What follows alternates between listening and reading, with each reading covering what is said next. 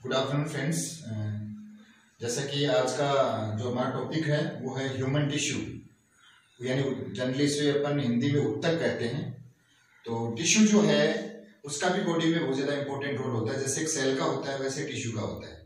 तो मैंने जो आपका ऑर्गेनाइजेशन था उसमें ये बताया था आपको कि जो केमिकल लेवल है वो छोटे छोटे केमिकल कंटेंट से मिलकर बना हुआ होता है। उसके बाद सेल बनती है। तो तीसरी जो स्टेप आती है अपनी वो आती है ह्यूमन टिश्यू। तो ह्यूमन टिश्यू का इंट्रोडक्शन अपन इस प्रकार से बता सकते हैं। तो सबसे पहले है इंट्रोडक्शन ऑफ ह्यूमन टिश्यू, यानी बहुत सारी सिमिलर सेल्स आपस में मिलकर एक लेयर बनाती हैं या एक स्ट्रक्चर बनाती हैं जिनका एक स्पेसिफिक फंक्शन होता है, यानी एक स्पेसिफिक कार्य होता है। उदाहरण के तौर पे अगर इसको लें तो बहुत सारी जो टिश्यू हैं, जो सेल हैं, वो आपस में मिलकर टिश्यू बनाती हैं। टिश्यू का मुख्य रूप से बॉडी के अंदर डिफरेंट टाइप के कार्य होते हैं। जैसे आपकी जो स्किन है इसका फॉर्मेशन करना, जो अंदर के जो ऑर्गन्स हैं उनकी लाइनिंग बनाना, उसको प्रोटेक्शन प्रोवाइड करना, उसके चारों तरफ पैडिंग फॉर्मेशन करना। इसके साथ साथ में कॉन्ट्रैक्शन बॉडी के रिलैक्सेशंस, जैसे टिश्यू के द्वारा ये कुछ ऐसे ऑर्गन होते हैं जो स्ट्रेच हो जाते हैं, वापस से कॉन्ट्रैक्ट हो जाते हैं। इसके साथ साथ में जो नर्व इंपल्सेस हैं, आपको पता है कहीं पे भी अपने को किसी प्रकार का सेंसेशन महसूस होता है तो उसकी इंफॉर्मेशन तुरंत ब्रेन के पास पहुंच जाती है एज ए इनपुट के रूप में, और वहां से फिर मोटर आउटपुट के रूप में उस चीज को दूर किया जाता है कि कौन किस प्रकार का स्टिमुलेशन आपकी बॉडी के कांटेक्ट में आया है। तो जनरली जो टिश्यू है वो मुख्य रूप से अपन ये देखें कि इसके जो फंक्शनिंग होती है वो यही है जो मैंने अभी आपको बताया कि प्रोटेक्शन प्रोवाइड करना, सिक्रीशन करना, ठीक है, आउटर कवरिंग बनाना, साथ साथ में मसल्स कॉन्ट्रैक्शन, रिलैक्सेशंस, ये सब चीजें। उसके बाद जो ट्रांसमिशन है ये भी मुख्य रूप से फंक्शन के अंदर आता है। तो जनरली जो टिश्यू के टाइप्स जो हैं वो मुख्य रूप से टिश्यू 4 प्रकार का होता है। तो 4 प्रकार कौन कौन से होते हैं इसके, वो आपको मैं बता देना चाहता हूं। सबसे पहला जो टिश्यू होता है वो एपिथेलियल टिश्यू। एपिथेलियल टिश्यू मुख्य रूप से आप ये बोल सकते हो कि कवरिंग बनाता है और लाइनिंग बनाता है। दूसरा होता है कनेक्टिव टिश्यू। कनेक्टिव टिश्यू जो कि आपको नाम से ही पता चल रहा है, connection between 2 body parts, 2 body parts के बीच में कनेक्शन क्रिएट करना कनेक्टिव टिश्यू का मुख्य कार्य होता है। तीसरा जो होता है वो मस्कुलर टिश्यू। मस्कुलर टिश्यू मुख्य रूप से आपको नाम से पता चल रहा होगा कि मसल्स जो हैं वो मुख्य रूप से मस्कुलर टिश्यू के अंदर आती हैं। और चौथा जो है वो आपका आता है नर्वस टिश्यू। तो नर्वस टिश्यू में नर्व इंपल्सेज होती हैं जो मुख्य रूप से क्या करती हैं कि जो भी आपके जो नर्व इंपल्सेज होती हैं उनका जो ट्रांसमिशन होता है वो नर्वस टिश्यू के द्वारा यहाँ पर होता है। अब अपन ये देखते हैं कि जो एपिथेलियम टिश्यू जो है, यानी पहला जो अपना टिश्यू है जो अपना है कौन सा, एपिथेलियम टिश्यू। एपिथेलियम टिश्यू, तो एपिथेलियम टिश्यू जो है उसके बारे में अपन थोड़ा सा डिस्क्रिप्शन देखेंगे यहाँ पर। एपिथेलियम को कवरिंग एपिथेलिया भी कहा जाता है। कवरिंग एपिथेलिया का मतलब ये होता है कि जैसे बॉडी को पूरा जो कवर करता है ना वो आपका एपिथेलियम टिश्यू ही होता है, यानी बॉडी की लाइनिंग बनाना, कवरिंग बनाना। इसका सबसे बड़ा जो एग्जाम्पल है वो आपकी स्किन है। तो सुपरफिशियल जो लेयर होती है स्किन की वो एपिथेलियम टिश्यू की बनी हुई होती है। फंक्शन हम यहाँ पे अपन देखें तो एपिथेलियम टिश्यू के मुख्य फंक्शन ये होते हैं कि मुख्य रूप से कवरिंग बनाता है बॉडी की, बॉडी को कवर करके रखता है। जितने भी आपके जो ऑर्गन्स हैं जहां पर फ्रैक्शन लगने का चांसेस होता है, यानी घर्षण लगने का जो चांसेस होता है, तो जो फ्रैक्शन वाला जो मुख्य रूप से उससे आपको बचाना। भाई कुछ जैसे ऑर्गनोस जैसे आपका गला है, गले के अंदर जैसे इसोफेगस है, तो इसोफेगस की जो लाइनिंग होती है वो एपिथेलियम टिश्यू की बनी हुई होती है, क्योंकि बार बार जो अपन जो भी कंटेंट खाते हैं उससे घर्षण लगती है वहां पर। इसके साथ साथ में जो भी आपके अदर प्रकार के जो ऑर्गन्स जैसे आपकी हाथ वगैरह हैं, पाम का जो एरिया है, ठीक है ना, पैर के नीचे वाला जो पोर्शन है, तो यहाँ की जो स्किन होती है वो मुख्य रूप से एपिथेलियम टिश्यू की बनी हुई होती है। क्योंकि आप जब भी अपन कोई एक्टिविटी करते हैं तो एक्टिविटी के दौरान घर्षण लगता है वहां पर, ठीक है।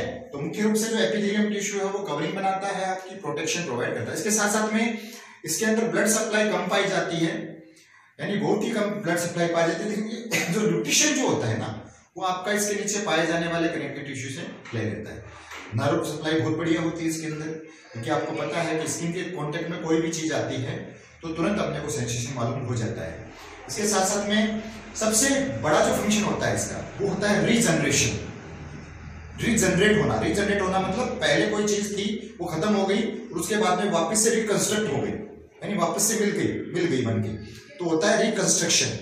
तो एपिथेलियम टिश्यू का सबसे बड़ा फंक्शन यही होता है कि कहीं पे भी आपको चोट लग जाती है तो बहुत जल्दी क्योर होती है, यानी बहुत जल्दी अपने आप को ओवरलैप कर लेती है। ठीक है, अब आता है क्लासिफिकेशन ऑफ एपिथेलियम टिश्यू। तो एपिथेलियम टिश्यू जो है उसका मुख्य रूप से जो अपन अकॉर्डिंग टू जो इसकी थिकनेस होती है, ठीक है ना, थिकनेस या अपन ये मान सकते हैं साइज के आधार पर और थिकनेस के आधार पर दो प्रकार को इस पर अपन क्लासिफाई करते हैं। सबसे पहले अपन इसको अकॉर्डिंग टू साइज क्लासिफाई करते हैं। तो साइज के आधार पर इसको अपन सिंपल और स्ट्रेटिफाइड दो पार्ट में अपन डिवाइड करते हैं। सिंपल का मतलब होता है एक सिंगल लेयर होना और स्ट्रेटिफाइड का मतलब होना मल्टीपल लेयर होना। जैसे एग्जांपल के तौर पे अपन देखें तो ये आपकी सिंगल लेयर हो गई, ठीक है। इसके विपरीत आपकी जो डबल लेयर यानी मल्टीपल लेयर को अपन कैसे रिप्रेजेंट करेंगे यहाँ पर कि एक लेयर के ऊपर दूसरी लेयर का होना स्ट्रेटिफाइड या कंपाउंड भी अपन इस चीज को बोल सकते हैं। तो सबसे पहले साइज के आधार पर अपन इसको दो भागों में डिवाइड किया। उसके बाद में प्रत्येक जो साइज है आपकी, चाहे वो सिंपल हो चाहे वो स्ट्रेटिफाइड हो, उसको अपन चार भागों में डिवाइड करते हैं। अब ये चार भाग कौन कौन से हो सकते हैं मैं आपको बता दूं। सबसे पहला जो होता है वो होता है आपका स्क्वेमस। सबसे पहला जो टिश्यू होता है वो होता है स्क्वेमस सिंपल। उसके बाद दूसरा जो होता है वो होता है क्यूबोइडल, ठीक है। तीसरा जो होता है वो होता है कोलुमनर, यानी सिंपल के टाइप में ये। और चौथा जो होता है वो होता है स्यूडो स्ट्रेटिफाइड।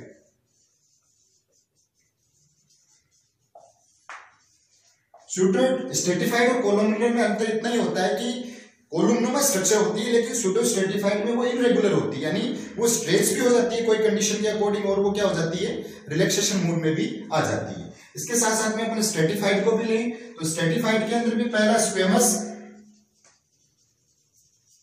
वही क्यूबोइडल, वही कोलुमनर और लास्ट का जो होता है उसको अपन ट्रांजिशनल कहते हैं। तो ये मुख्य रूप से एपिथेलियम टिश्यू का है वो क्लासिफिकेशन हो गया। अब आगे अपन प्रत्येक जो टिश्यू है चाहे वो साइज के आधार पर हो चाहे वो थिकनेस के आधार पर हो, इसका अपन डिस्क्रिप्शन पढ़ेंगे। तो साइज के आधार पर और शेप के आधार पर प्रत्येक टिश्यू को अपन क्या करेंगे, इसमें अलग अलग अपन क्लासिफाई करेंगे।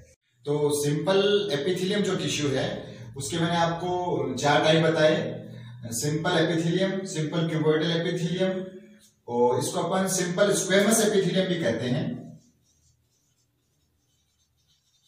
तो simple squamous epithelium, simple cuboidal epithelium, simple columnar epithelium जिसमें सिलेटेड और नॉन सिलेटेड दो प्रकार का ये होता है। साथ साथ में इसमें स्यूडो स्ट्रेटिफाइड भी होता है, इसमें सिलेटेड स्यूडो स्ट्रेटिफाइड प्रकार का टिश्यू पाया। तो जनरली चार प्रकार के होते हैं लेकिन इसमें सिलेटेड होने की वजह से टोटल 6 प्रकार के हो जाते हैं। तो सबसे पहला जो है वो सिंपल एपिथेलियम, स्क्वेमस एपिथेलियम। तो स्क्वेमस में जो सेल होती है वो स्मॉल शेप की होती है, यानी पतली पतली सेल पाई जाती हैं। इसकी लोकेशन मुख्य रूप से हार्ट की जो इनर लाइनिंग होती है, जो आपके एयर सेक होते हैं, ठीक है, यहाँ पर मुख्य रूप से पाई जाती है। इसका जो मुख्य फंक्शन होता है वो ये होता है कि ये डिफ्यूजन प्रोसेस को रेगुलेट करता है। डिफ्यूजन प्रोसेस का मतलब ये होता है कि कोई चीज का अंदर आना और कोई चीज का बाहर जाना। जैसे फॉर एग्जांपल अपन यदि बात करें तो जो ऑक्सीजन होती है वो अंदर आती है, कार्बन डाइऑक्साइड एल्वियोलाई में बाहर जाती है। इसके साथ साथ में ये मुख्य रूप से आपके जो ब्लड वेसल्स हैं उनमें भी पाया जाता है। ब्लड वेसल्स में मुख्य रूप से कैपिलरीज में पाया जाता है। तो आप लोगों को पता होगा कि डिफ्यूजन प्रोसेस में कैपिलरीज का ही मुख्य रोल होता है, जहां पर डिफ्यूजन प्रोसेस होती है, यानी जो एक्सचेंज होता है वो मुख्य रूप से कैपिलरीज के अंदर जो आपका एयर सैक होते हैं वहां पर पाया जाता है। दूसरा आता है सिंपल क्यूबोइडल एपिथेलियम। इसमें क्यूबनुमा स्ट्रक्चर, यानी जो सेल का जो स्ट्रक्चर होता है वो थोड़ा सा बड़ा होता है, ठीक है। ये मुख्य रूप से कहां पाया जाता है, ये जो सिक्रेटरी जो ग्लैंड्स होती है जो सिक्रेशन करती हैं उनमें पाया जाता है, और जो किडनी के जो ट्यूब्यूल्स होते हैं वहां पर पाया जाता है। इसका मुख्य फंक्शन एब्जॉर्प्शन का होता है और फिल्ट्रेशन का, यानी मुख्य रूप से फिल्ट्रेशन और एब्जॉर्प्शन का इसका मुख्य कार्य होता है। सिंपल कोलुमनर एपिथेलियम जो होता है, इसमें जो सेल होते हैं वो कॉलम मतलब अपन कॉलम देखते हैं ना, लंबा, है ना, कॉलम नुमा स्ट्रक्चर की सेल पाई जाती हैं। तो सिंपल कोलुमनर जो एपिथेलियम टिश्यू है वो मुख्य रूप से दो प्रकार का होता है, सीलिएटेड और नॉन सीलिएटेड। तो सीलिएटेड और नॉन सीलिएटेड दो प्रकार का यदि होगा तो ये मुख्य रूप से कहाँ पाया जाएगा, जो भी आपकी यूटेराइन ट्यूब होती है, या आपका ब्लैडर होता है, इसके साथ साथ में जो आपका एयरवे होता है वहां पर भी पाया जाता है, इसके साथ साथ ब्रोंकाई में भी ये पाया जाता है।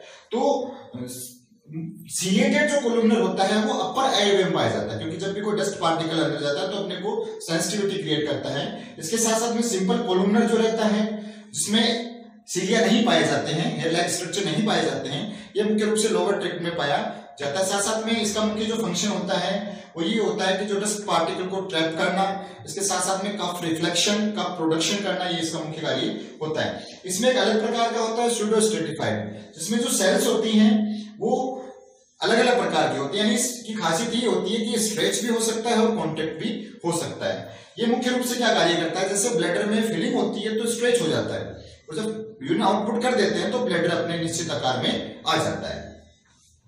तो ये हो गया आपका जो सिंपल जो एपिथेलियम टिश्यू है वो हो गया। अब नेक्स्ट जो आएगा वो आएगा स्ट्रेटिफाइड स्क्वेमस एपिथेलियम टिश्यू।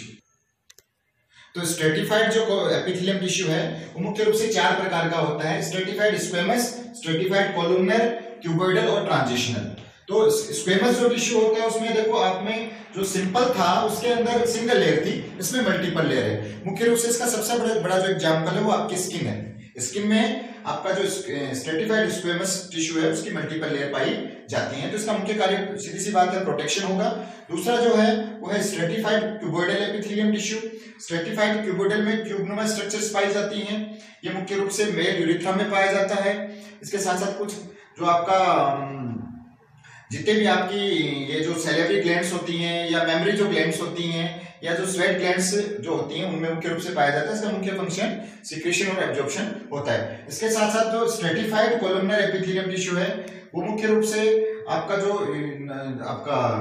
जो मेल यूरिथ्रा है उसके अंदर पाया जाता है, ये भी सिक्रेशन और एब्जॉर्प्शन का मुख्य कार्य करता है। इसके साथ साथ में जो ट्रांजिशनल एपिथेलियम है, तो ट्रांजिशनल एपिथेलियम जो टिश्यू है उसमें भी मल्टीपल लेयर पाई जाती हैं। इसका भी मुख्य जो फंक्शन होता है वो स्ट्रेच होना और वापस से रिकंस्ट्रक्ट हो जाना, यानी उसका जो इलास्टिसिटी है वो कम हो जाना। तो ये मुख्य रूप से यूरिथ्रा इन सब चीजों में पाया जाता है। इसके बाद में जो आता है वो आपका आता है कनेक्टिव टिश्यू। तो कनेक्टिव टिश्यू में भी मैं आपको बता दूं कि कनेक्टिव टिश्यू जो होता है वो भी मुख्य रूप से बॉडी में कनेक्शन का कार्य करता है। कनेक्शन का मतलब होता है दो चीजों के बीच में कनेक्शन करना, बॉडी को बाइंड करना, ठीक है, और एक पर्टिकुलर स्ट्रक्चर प्रोवाइड करना मुख्य रूप से कनेक्टिव टिश्यू का कार्य होता है।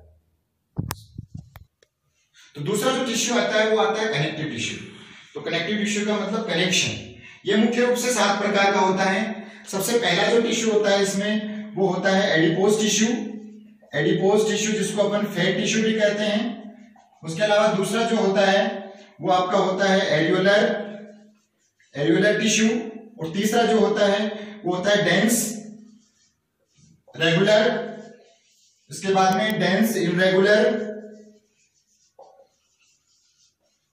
उसके बाद में कार्टिलेज भी एक प्रकार का टिश्यू होता है। उसके बाद में बोन भी एक प्रकार का टिश्यू होता है, और जो लास्ट जो कनेक्टिव टिश्यू होता है वो होता है आपका ब्लड भी एक मुख्य रूप से कनेक्टिव टिश्यू का कार्य करता है। तो एडिपोज जो टिश्यू होता है वो मुख्य रूप से इसको अपन फैट कनेक्टिव टिश्यू भी बोलते हैं। तो जितने भी जो इसकी जो लोकेशन होती है वो डिफरेंट प्रकार के ऑर्गन के चारों तरफ होती है, यानी जो पैडिंग का कार्य करता है ये मुख्य रूप से बॉडी के अंदर, क्योंकि इसमें जो फैट सेल जिनको एडिपोसाइट्स कहा जाता है वो पाए जाते हैं। तो एक तरह से मुख्य रूप से पैडिंग का फॉर्मेशन है, जैसे आपकी किडनी है या और भी जितने डिफरेंट प्रकार के ऑर्गन्स हैं उसके चारों तरफ जमा रहता है। दूसरा होता है एल्वियोलर कनेक्टिव टिश्यू। तो एल्वियोलर जो कनेक्टिव टिश्यू है वो मुख्य रूप से लूज कनेक्टिव टिश्यू भी कहलाता है। मुख्य रूप से इसोफेगस हो गया, आपका हार्ट हो गया, स्टमक हो गया, इन चारों तरफ की जो मुख्य रूप से इनको बांधने का कार्य करता है। इसके साथ साथ में ये मुख्य रूप से नरिशमेंट का कार्य भी करता है, इम्यून पावर का प्रोवाइड करने का कार्य भी करता है। इसके साथ साथ ये सभी प्रकार के जो एपिथेलिया होते हैं या कवरिंग एपिथेलिया जो होते हैं उनके नीचे पाया जाता है। उसके बाद डेंस कनेक्टिव टिश्यू आता है जिसमें डेंस रेगुलर और डेंस इनरेगुलर आते हैं। ये दोनों ही जो प्रकार के जो कनेक्टिव टिश्यू हैं ये मुख्य रूप से एक में रेगुलर शेप पाइप्स, डेंस जो रेगुलर जो फाइबर होते हैं वो रेगुलर शेप में होते हैं, इसके अंदर जो फाइबर होते हैं वो इनरेगुलर शेप में मुख्य रूप से पाए जाते हैं। इसका भी मुख्य कार्य जो है वो बॉडी को मुख्य रूप से एक तरह से सपोर्ट प्रोवाइड करना या जितने भी जो आपके मुख्य रूप से जो ऑर्गन्स होते हैं उन सबको सपोर्ट प्रोवाइड करना होता है। इसके साथ साथ में दूसरे जो 3 प्रकार के जो कनेक्टिव टिश्यू होते हैं उसके अंदर सबसे पहला आता है आपका कार्टिलेज। कार्टिलेज मुख्य रूप से बॉडी के अंदर डिफरेंट प्रकार की जगह पे पाया जाता है। कार्टिलेज की यदि अपन शेप देखें तो मुख्य रूप से इस प्रकार की शेप होती है कार्टिलेज की। जो भी इसमें सेल्स पाई जाती हैं इसकी इलास्टिसिटी ज्यादा होती है। मुख्य रूप से जो कार्टिलेज होता है उसमें इलास्टिसिटी पाई जाती है। तो इलास्टिसिटी के कारण क्या होता है कि कार्टिलेज मूवेबल रहता है, ठीक है ना। तो कार्टिलेज का यदि अपन एग्जांपल ले तो अपना जो गला होता है जिसमें लैरिंक्स पाया जाता है इसमें कार्टिलेज पाया जाता है। आपकी जो ट्रेकिया होती है इसमें कार्टिलेज पाया जाता है। जो पिन्ने वाला जो पोर्शन है, ईयर के बाहर वाला जो पोर्शन होता है, आपकी जो रिब्स होती हैं, इन सब में कार्टिलेज पाया जाता है। इसके साथ साथ कार्टिलेज मुख्य रूप से जो बच्चों का जो ग्रोथ जोन है होता है वो भी मुख्य रूप से कार्टिलेज टिश्यू का बना हुआ होता है। उसके बाद में जो आता है वो नेक्स्ट टिश्यू आता है आपका बोन। बोन का जो स्ट्रक्चर यदि माइक्रोस्कोपिकली यदि अपन स्ट्रक्चर देखें तो जो बोन सेल्स होती है वो मुख्य रूप से आप ये मान लो कि जो आपकी प्याज की जो स्लाइस होती है ओनियन स्लाइस जो होती है उस प्रकार की शेप होती है।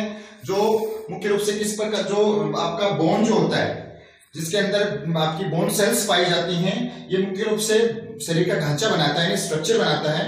तो मुख्य रूप से आप ये बता सकते हैं कि जो सपोर्ट है बॉडी का वो मुख्य रूप से इसके द्वारा होता है। जो भी एक्टिविटी होती है वो भी बोन सेल्स के द्वारा या जो बोन के द्वारा जो टिश्यू के द्वारा जो सेल्स बनती हैं उनके द्वारा होती है। इसके साथ साथ में लास्ट का जो है वो आता है आपका ब्लड। तो ब्लड में मुख्य रूप से कनेक्टिव टिश्यू के रूप में 3 प्रकार की सेल्स पाई जाती हैं। इसमें आरबीसी होती है, डब्ल्यूबीसी होती है और आपकी प्लेटलेट्स होती हैं, ठीक है। तो ये आपका हो गया कनेक्टिव टिश्यू। इसके बाद में नेक्स्ट जो आता है वो आपका आता है नर्वस टिश्यू। तो नर्वस टिश्यू के अंदर मुख्य रूप से नर्व सेल्स होती हैं, यानी जो नर्वस टिश्यू है वो किसके द्वारा बना हुआ होता है, नर्व सेल के द्वारा। नर्वस टिश्यू के अंदर नर्व सेल पाई जाती हैं। तो नर्वस टिश्यू क्या करता है, इसका मुख्य कार्य वही है इंपल्सेस का ट्रांसमिशन करना। तो आप लोगों ने देखा होगा एक जो स्ट्रक्चर होती है इसको अपन मुख्य रूप से क्या बोलते हैं, नर्व सेल बोलते हैं, डेंड्राइट्स बोलते हैं। तो ये मुख्य रूप से क्या होती है, दोनों साइड से जुड़ी हुई रहती है। इनकी संख्या भी बॉडी में डिफरेंट प्रकार की होती है। ये मुख्य रूप से कम्युनिकेटिंग सिस्टम का मुख्य रूप से यहाँ पर कार्य करते हैं। एक नर्व सेल दूसरे नर्वस सेल के साथ क्या है, आपस में इंटरकनेक्टेड होती है। तो इंपल्सेस रैपिडली क्या होती हैं, एक स्थान से दूसरे स्थान पर स्प्रेड होती हैं। जो नर्वस सिस्टम होता है वो सिंपैथेटिक और पैरासिम्पैथेटिक 2 प्रकार का होता है। इसके साथ साथ में जो भी जितने भी प्रकार के स्टिमुलेशन होते हैं वो इनपुट के द्वारा ब्रेन के पास जाते हैं स्पाइनल कॉर्ड के थ्रू, और आउटपुट के द्वारा पर्टिकुलर मसल्स के पास पहुंचते हैं। तो मसल्स के बाद पहुंचने के बाद में क्या होता है, वहां पर जो भी कॉन्ट्रैक्शन होते हैं, किस प्रकार के कॉन्ट्रैक्शन वहां पे जरूरी होते हैं, वो कॉन्ट्रैक्शन यहाँ पे क्रिएट किए जाते हैं। लास्ट जो टिश्यू आता है वो आपका आता है मसल टिश्यू। मसल टिश्यू नाम से पता चल रहा है कि इसमें मसल्स पाई जाती हैं। तो मसल्स का मुख्य जो कार्य होता है वो क्या होता है कि कोई चीज को कॉन्ट्रैक्ट करना, रिलैक्स करना, ठीक है। इसमें एक चीज आपको मैं और बता दूं कि इसमें 2 चीजें आएंगी, वॉलेंट्री और इनवॉलेंट्री। वॉलेंट्री और इनवॉलेंट्री का भी आपको मतलब मालूम होना चाहिए। वॉलेंट्री का मतलब होता है अपने अंडर कंट्रोल, और इनवॉलेंट्री का मतलब होता है अपने अंडर कंट्रोल जो चीज नहीं होती है उसको अपन इनवॉलेंट्री कहते हैं। तो मस्कुलर टिश्यू वो मुख्य रूप से 3 प्रकार का होता है। स्केलेटल मसल्स होती हैं, इसके बाद में आपकी कार्डियक मसल्स होती हैं, और इसके बाद में आपकी जो होती हैं वो होती हैं स्मूथ मसल्स होती हैं। ठीक है, तो 3 प्रकार की मसल्स 3 जगह पर पाई जाती हैं बॉडी के अंदर। तो सबसे पहले अपन लेके चलते हैं स्कलेटल मसल्स को। तो स्कलेटल मसल्स जो है वो लंबी शेप की होती हैं, यानी इनके जो आकार होता है वो लंबा लंबा आकार होता है। मल्टीपल इसके अंदर क्या पाए जाते हैं, आपके न्यूक्लियस पाए जाते हैं। तो मल्टीपल न्यूक्लियस पाए जाएंगे इसके अंदर, तो क्या होगा कि रोडनुमा स्ट्रक्चर होती है इसकी। और ये किस प्रकार की होती है, ये वॉलेंट्री प्रकार की होती है। वॉलेंट्री यानी अपने अंडर कंट्रोल इसका सब कुछ सिस्टम होता है। वॉलेंट्री के साथ साथ में आप इसकी लोकेशन में आपको बता दूं, तो लोकेशन मुख्य रूप से जितना भी आपका स्केलेटन है ऊपर से लेके हेड टू टो, जितना भी स्केलेटन है वो किसके द्वारा, स्केलेटन में पाई जाने वाली मसल्स कौन सी होती है, स्केलेटल मसल्स होती है। अब इसके फंक्शन क्या होते हैं, तो स्ट्रक्चर प्रोवाइड करना, जितने भी मूवमेंट होते हैं बॉडी के वो सब किसके द्वारा होते हैं, स्केलेटल मसल्स के द्वारा होते हैं। दूसरा जो आता है वो आपका आता है कार्डियक मसल्स। अब देखो कार्डियक मसल्स का स्ट्रक्चर कैसा होता है, इसका इनरेगुलर स्ट्रक्चर होता है। ठीक है ना, इनरेगुलर स्ट्रक्चर का मतलब ये होता है कि प्रत्येक जो कंपार्टमेंट होगा उसका न्यूक्लियस अलग होता है। ठीक है, और ये मुख्य रूप से कहां पर पाई जाती है, ये मुख्य रूप से हार्ट की जो मिडिल लेयर होती है जिसको अपन मायोकार्डियम लेयर कहते हैं उसके अंदर पाई जाती है। तो आपको पता है हार्ट की जो मायोकार्डियम लेयर है उसका फंक्शन यही होता है कि हार्ट को क्या करवाना, पूरा उसका मूवमेंट यानी उसके जो कॉन्ट्रैक्शंस होते हैं चैम्बर्स के और उसके जो रिलैक्सेशन होते हैं वो इसी कार्डियक मसल्स के द्वारा रेगुलेट होते हैं। इसके साथ साथ में जो पंपिंग की जो प्रोसेस होती है वो भी कार्डियक मसल्स के द्वारा रेगुलेट होती है। तीसरी आती है आपकी स्मूथ मसल्स। अब स्मूथ मसल्स कैसी होती है, छोटी छोटी होती हैं, इनका सेपरेट अलग से क्या होता है, न्यूक्लियस होता है। तो स्मूथ मसल्स कहां पर पाए जाएंगे, आपकी इंटेस्टाइन हो गई, आपका ब्लैडर हो गया, इसोफेगस हो गया, तो ये जितनी भी प्रकार की जो चीजें हैं, आपका यूट्रस हो गया, इन सब में क्या पाई जाती है, स्मूथ मसल्स पाई जाती है। स्मूथ मसल्स भी क्या होती हैं, इनवॉलेंट्री होती हैं। इनवॉलेंट्री का मतलब अपने अंडर कंट्रोल नहीं होती है, क्योंकि आपको पता है जब हम खाना निगल लेते हैं तो खाना आपके माउथ से नीचे ट्रेवल करने के बाद में आप उसका उस पर किसी प्रकार का कोई कंट्रोल नहीं होता है। ब्लैडर की फिलिंग होना भी इनवॉलेंट्री प्रोसेस होती है। जब फिटस का डेवलपमेंट होता है तो यूट्रस का आकार में वृद्धि करना, ये भी इनवॉलेंट्री फंक्शन होता है। इसके साथ साथ में पेट के अंदर जो भी मूवमेंट्स होते हैं, जो जिसको अपन पेरास्टाल्सिस मूवमेंट कहते हैं, वो भी मुख्य रूप से इसी प्रकार से होते हैं। कार्डियक मसल्स जो होती है वो भी इनवॉलेंट्री होती है, क्योंकि हार्ट पे अपना अंडर कंट्रोल नहीं होता है। इसके साथ साथ में जब बॉडी की डिमांड बढ़ती है तो बॉडी की डिमांड या बॉडी क्या होता है, जो हार्ट की जो फंक्शनिंग है या हार्ट का जो पंपिंग करने की कैपेबिलिटी है वो भी धीरे धीरे बढ़ जाती है। तो ये 4 प्रकार के टिश्यू मुख्य रूप से बॉडी के अंदर पाए जाते हैं। सबसे पहला एपिथेलियम, दूसरा कनेक्टिव, तीसरा आपका नर्वस हो गया, चौथा मस्कुलर हो गया। तो आप लोगों को सब समझ में आ गया होगा। इसके साथ साथ में अपन एक छोटा सा डिस्कशन ये कर लेते हैं कि इसका एग्जाम में क्वेश्चन किस प्रकार से आएगा। तो लास्ट ईयर के जो एग्जामिनेशन हुए थे उसके अंदर आपका सेल और टिश्यू कंबाइंड में 20 नंबर का पूछा गया था। तो आपसे ये पूछा जा सकता है कि ह्यूमन बॉडी टिश्यू को क्लासिफाई कीजिए, और या तो ये पूछ सकता है कि एपिथेलियम टिश्यू को एक्सप्लेन कीजिए डिटेल में, या कनेक्टिव टिश्यू को डिटेल में एक्सप्लेन कीजिए, या ओवरऑल भी आपसे भी 20 नंबर का पूछा जाता है। तो आपको इसमें पूरा ये जो भी आपका टिश्यू है ये आपको एक्सप्लेन करना पड़ेगा। साथ साथ में आप इसमें 2 चीजें ध्यान में रखो। सबसे पहला इंट्रोडक्शन ध्यान में रखो, उसके बाद में प्रत्येक जो टिश्यू है, चाहे वो एपिथेलियम हो, चाहे वो कनेक्टिव हो, चाहे वो मस्कुलर हो, चाहे वो नर्वस हो, सबके अंदर आपको उसका क्लासिफिकेशन ध्यान में रखना है। और प्रत्येक जो इंडिविजुअल जो टिश्यू है उसके अंदर आपको उसका डेफिनेशन, उसका लोकेशन और उसका फंक्शन, ये अपने को चीजें लिखती हैं।